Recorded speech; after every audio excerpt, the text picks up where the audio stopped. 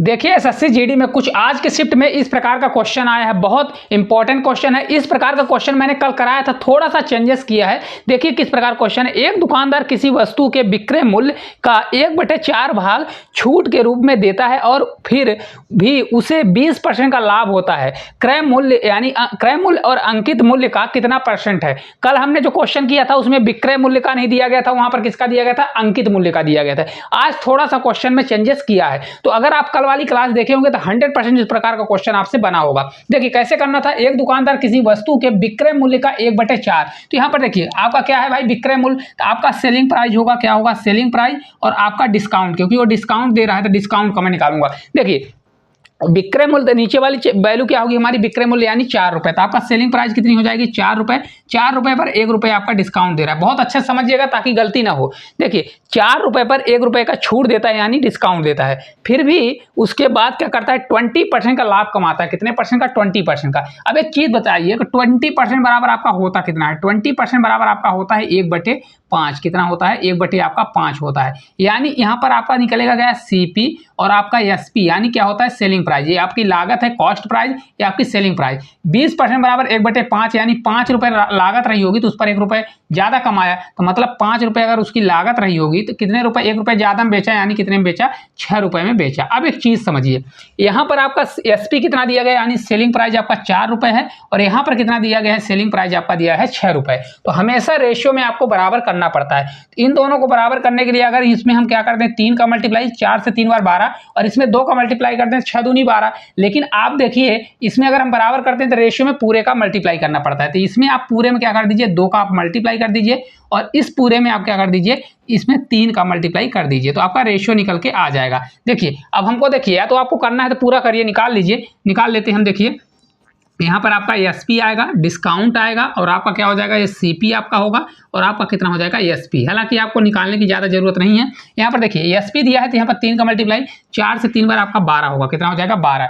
3 से आप इसमें मल्टीप्लाई करेंगे तो आपका 3 होगा, इसमें तो 5 से 2 बार आपका 10 होगा, और इसमें करेंगे तो 6 से 2 बार आपका 12। तो देखिए 12 आपका बराबर होगा, क्या हो गया, एसपी आपका बराबर हो गया। तो यहाँ पर देखिए आप रेशियो किसका निकाल लेंगे, एसपी का, और आप किसका, मार्केट प्राइस का निकालेंगे, और आप निकाल लेंगे सीपी का, क्योंकि हमको चाहिए किसका। यहाँ पर देखिए आपका अंकित मूल्य का, मतलब आपका क्रय मूल्य जो है, अंकित मूल्य का कितना परसेंट है, बहुत आसान है। तो सेलिंग प्राइस आपकी कितनी आ गई, 12 रुपए आ गई।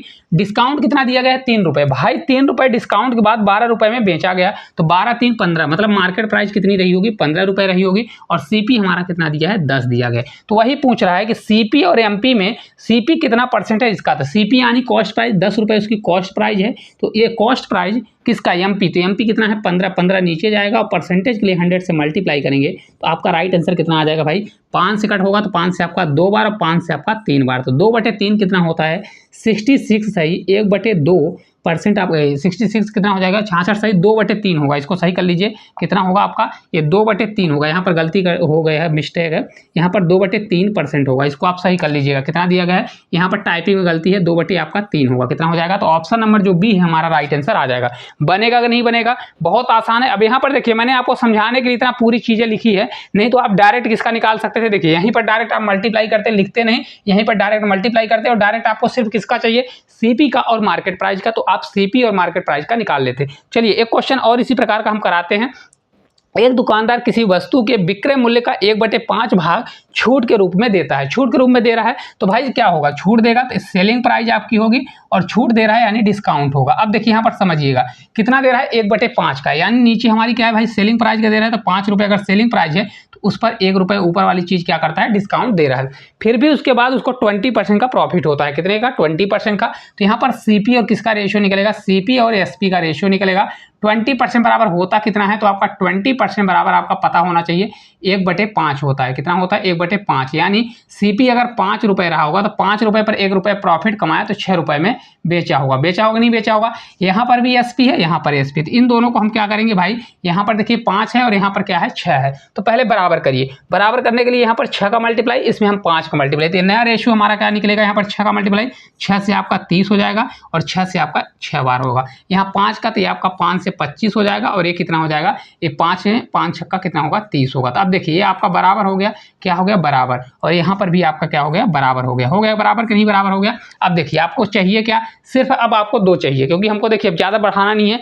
क्रय मूल्य और अंकित मूल्य का अगर रेशियो मिलता है तो हम परसेंटेज निकाल लेंगे। तो क्रय मूल्य हमारा क्या होगा सीपी होगा और आपका क्या होगा मार्केट प्राइस यानी एमपी होगा। अब देखिए कैसे निकालेंगे भाई, सेलिंग प्राइस आपका रेशियो कितना दिया है 25 दिया गया है, कितना यहाँ पर रेशियो आया है 25 आया, इसका कितना है 6 और 30 दिया गया है। अब देखिए मार्केट प्राइस का रेशियो कैसे निकालेंगे भाई, एसपी हमारा क्या सेलिंग प्राइस 30 रुपये है, 6 रुपये डिस्काउंट देने के बाद आपको 30 रुपये में वस्तु मिल रही है, यानी उसकी मार्केट प्राइस क्या होगी 30 + 6 यानी आपका 36 रुपये उसका रेट डला रहा होगा। कितना होगा 36 रुपये।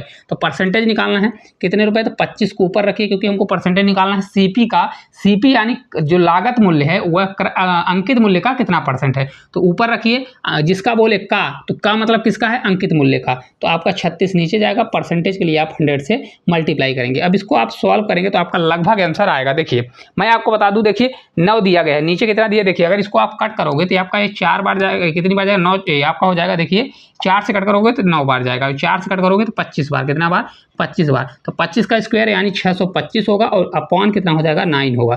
अब 9 का क्या होता है भाई 1/9 होगा, तो 9 में लास्ट में या तो 5 आएगा या तो 4 आएगा। देखिए यहाँ पर दिया है 4 5 एक ऑप्शन देख लीजिए, 9 से 9 छक्का 54, 9 से 7 बार जाएगा, 7 बार तो नहीं जाएगा, 9 से आपका 6 बार जाएगा, तो एक ही ऑप्शन है आपका, यही ऑप्शन नंबर कितना हो जाएगा बी नंबर राइट आंसर होगा। और कितना आएगा 69 पॉइंट कितना होगा 44% होगा, 69.44% इस क्वेश्चन का राइट आंसर आ जाएगा। है आसान का नहीं आसान है, विद इन सेकंड में निकाल लोगे कि नहीं निकाल लोगे। चलिए अगले टाइप की ओर चलते हैं। अगला टाइप का कुछ क्वेश्चन इस प्रकार से पूछा है, आपका जो है स्पीड निकालने का, औसत स्पीड यानी एवरेज स्पीड। एक गाड़ी 12 किलोमीटर प्रति घंटे की गति से 30 मिनट तक चलती है, 9 घंटे 30 मिनट चलती है और फिर 60 किलोमीटर प्रति घंटा की चाल से 3 घंटे चलती है, तो पूरी यात्रा के दौरान गाड़ी की औसत गति क्या होगी। बहुत आसान है। देखिए एवरेज स्पीड आपका होता क्या है, आपसे बनना चाहिए, एवरेज स्पीड आपकी होती है, स्पीड बराबर होता है टोटल डिस्टेंस, क्या होता है टोटल डिस्टेंस अपान होता है टोटल टाइम, क्या होता है टोटल टाइम होता है। अब देखिए यहाँ पर गाड़ी की स्पीड दी गई है और ये आपका समय दिया है, तो डिस्टेंस बराबर क्या होता है, जिनसे बनता है, बहुत अच्छी बात है, डिस्टेंस बराबर होता है स्पीड मल्टीप्लाई क्या होता है टाइम होता है, फार्मूला होता है, आपको रिवीजन करना है।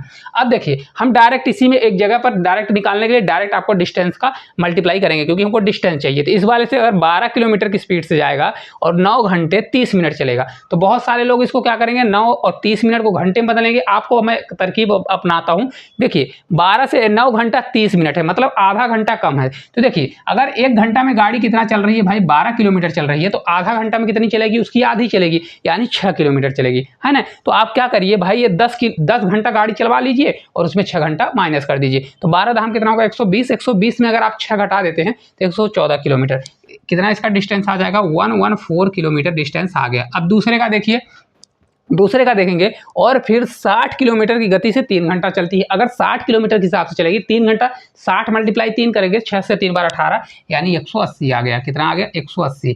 अब समय देखिए, समय कितना होगा 9 घंटा, 9.5 घंटा ऊपर लगा, 3 घंटा इधर, 9 3 कितना होगा 12, यानी 12.5 घंटा। 12.5 को लिखना है तो 12.5 लिखिए, या 12.5 को आप लिख सकते हैं, कितना हो जाएगा भाई, ये आपका 12.5 कितना होगा, इसको लिख सकते हैं 12 सही 1/2 भी लिख सकते हैं। अब इसको सॉल्व करिए, देखिए कितना आ जाएगा। देखिए इसको जब हम सॉल्व करेंगे तो आपका हो जाएगा, देखिए 100 कितना होगा 200, और 280 90 294 कितना आ जाएगा 294 बटे आपका कितना होगा, इसको मैं लिख सकता हूँ 12.5 को कितना लिख सकते हैं, इसको लिख सकता हूँ 12 सही 1/2, क्या होगा 1/2, तो ये हमारा फ्रैक्शन में बदलेगा तो ये आपका 25 बटे कितना आ जाएगा 2 होगा, कितना होगा 25/2। तो इसको मैं लिख सकता हूँ यहाँ पर 25 होगा, और अपॉन नीचे जाएगा तो पलट के हमारा ऊपर हो जाएगा।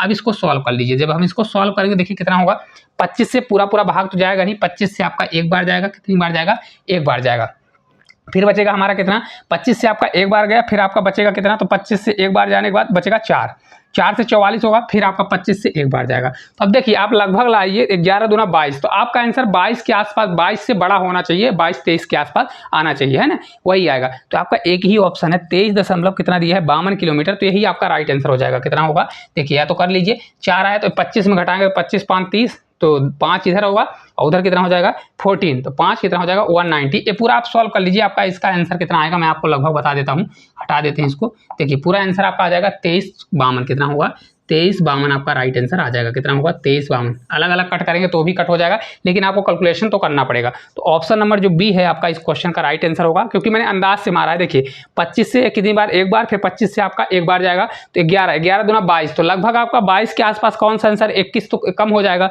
और फिर 25 है आपका 36 है, तो आपका 23 वाला आंसर हो जाएगा। ठीक है, चलिए अगले क्वेश्चन की ओर चलते हैं। अगला देखिए क्वेश्चन सेम उसी टाइप का क्वेश्चन है, जो पिछला क्वेश्चन है उसी की जैसा क्वेश्चन है। एक मोटरसाइकिल 16 किलोमीटर प्रति घंटा की गति से 7.5 घंटे चलती है और फिर 80 किलोमीटर की गति से 2.5 घंटे चलती है, तो कुल यात्रा में उसकी एवरेज स्पीड क्या होगी? एवरेज स्पीड बराबर total distance upon total time होता है। तो एवरेज स्पीड कैसे निकालेंगे? Total distance speed multiply time. तो पहला डिस्टेंस निकालिए, 16 किलोमीटर की स्पीड से अगर चलेगा 7 घंटा, पहले 7 घंटे का निकालिए। 16 से 7 बार कितना? 112 होगा, और 30 मिनट यानी आधा घंटे चलेगी, तो 16 का आधा कितना होगा? 8 होगा, है ना। तो आप 112 में 8 जोड़ेंगे तो 120 किलोमीटर कितना आ जाएगा हमारा भाई? 120 किलोमीटर गाड़ी चलेगी। फिर दूसरे स्पीड से कितना चल रही है? तो देखिए 2.5 घंटे में 80 की स्पीड से चलेगी, तो 80 की स्पीड से 2 घंटे 8 दूनी 16, 160 किलोमीटर। फिर इसका 160 और 40 और चलेगी, तो 160 40 कितना आ जाएगा आपका? 200। तो ये 200 किलोमीटर और चल देगी। फिर अपान टोटल टाइम होता है, टोटल टाइम जोड़ लीजिए, ऊपर 7.5 घंटा और नीचे 2.5 घंटा, तो 7 2 9 1 10 घंटा, टोटल कितना लग जाएगा आपका? 10 घंटा। अब इसको सॉल्व कर लीजिए, बहुत आसान है।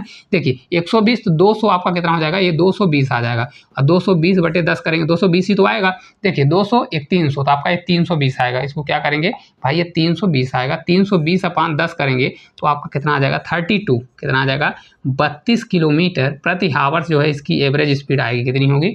32 किलोमीटर। तो ऑप्शन नंबर बी जो है आपका राइट आंसर होगा। बहुत आसान क्वेश्चन है, सभी से बन गया होगा उम्मीद करते हैं। फिर भी अगर जिनसे नहीं बनता है तो सीख लीजिए, अगले एग्जाम में बहुत काम देने वाला है।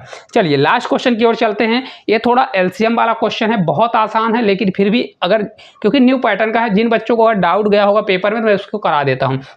यदि दो संख्याओं के युग्मों यल एम और यम एन के औसत दिया गया, औसत का अंतर 32 है, तो यल और एन के बीच का अंतर कितना होने वाला है? अब देखिए यहाँ पर बहुत चीज़ें समझिए, मैं बताने के लिए आपको डायरेक्ट बता सकता हूँ कि इसका आंसर ये क्या होगा। इसका अंतर पूछा है तो इसका 2 गुना होगा। 32 का 2 गुना कितना होता है? 64। तो इस क्वेश्चन का आंसर 64 हो जाएगा। पर आया कैसे, वैसे आपको समझाता हूँ। देखिए दो संख्याओं के युग्मों यल और यम है, क्या है? युग्म यानी जोड़ा है, यल प्लस यम होगा, और इसका औसत है ना, यही बोला है ना, इसका औसत और इसका औसत, इसका भी औसत होगा, तो एम प्लस एन का भी निकलेगा।